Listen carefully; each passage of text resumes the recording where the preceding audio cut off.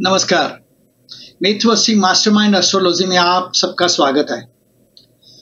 दोस्तों, आज जो विषय चर्चा करने के लिए आपके सामने लेके आया हूं ज्योतिष से रिलेटेड, कि आपकी आत्मा किस श्लोक से आई है। आपने ऋषि मुनियों से अक्सर कहते सुना होगा, लेकिन आपको ज्यादातर 90% लोगों को, या 99% ही कहिए, कि उन लोगों को मालूम नहीं होगा कि हमारी आत्मा किस लोक से आई है। जो ज्योतिष जानते हैं उनको किसी हद तक इसके बारे में पता है, क्योंकि ज्योतिष में इसके बारे में पूरा विवरण मिलता है। सिर्फ कुंडली देखकर यह जाना जा सकता है कि किसी की आत्मा किस लोक से आई है। हमारे यहाँ विभिन्न लोगों का वर्णन है, जैसे स्वर्ग लोक, पितर लोक, पृथ्वी लोक, पाताल लोक। आत्मा के बारे में ये जानना हमारे लिए इसलिए जरूरी होता है, तो हमें पता चलता है हमारा मतलब क्या, मंतव्य क्या है यहाँ पे, इस धरती पे आने का। आत्मा के विभिन्न लोगों का विवरण भारतीय शास्त्रों, पुराणों और क्लासिक ज्योतिष ग्रंथों में विस्तार से मिलता है। यह विषय आमतौर पर वेद, पुराण, गरुड़ पुराण, ब्राह्मण पुराण, वायु पुराण आदि में भी लोकों व आत्मा के विषय पर विभिन्न व्याख्या है। अब आप सोच रहे होंगे कि यह कुंडली से कैसे पता चलता है। दोस्तों, कुंडली में शनि और सूर्य की स्थिति से हम ये जान सकते हैं। हमने सूर्य की स्थिति शनि से देखनी होती है। इसके लिए कुंडली में शनि जहां है वहीं से सूर्य की गिनती की जाती है। अगर सूर्य शनि से दूसरे या 12वें भाव में है, इसका मतलब तो आपकी आत्मा स्वर्गलोक से आई है। ऐसे लोग जीवन में भौतिक सुखों से ज्यादा भोग करना पसंद करते हैं। उनका उद्देश्य संसार में आनंद का अनुभव करना होता है।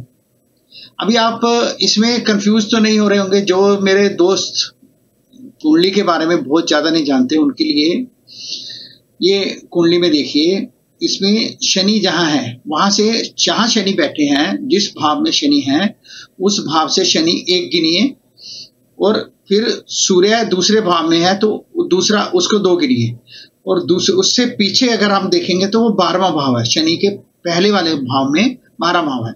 अगर आप कुंडली के, इतना तो सभी जानते हैं कि कुंडली में जो 12 घर हैं, ये 12 भाव या 12 घर, ये अगर आप शनि से गिनेंगे तो गिनते हुए शनि के पीछे 12 बनेगा। तो इससे आप देखिए, अगर शनि से दूसरे भाव और यहाँ 12वें भाव में अगर सूर्य है आपकी कुंडली में, तो आप स्वर्ग लोक से आए हैं।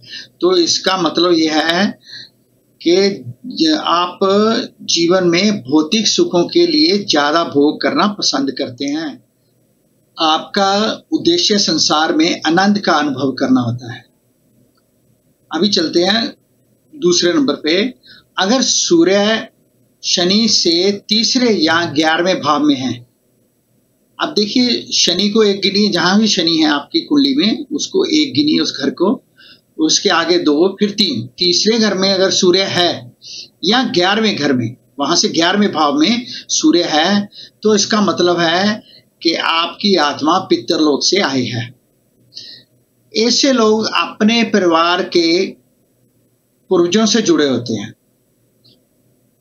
उन पर पितरों की खास कृपा होती है, खास प्रभाव होता है। वे अपने परिवार का सम्मान और परंपरा को आगे बढ़ाने में विश्वास रखते हैं, और यह भी संभव है कि वो आपके पितर ही आपके घर में द्वारा जन्म लिया हो। आपके पितरों में से किसी ने आपके घर में द्वारा जन्म लिया हो। और तीसरा है, अगर सूर्य शनि से 5वें या 9वें भाव में हो।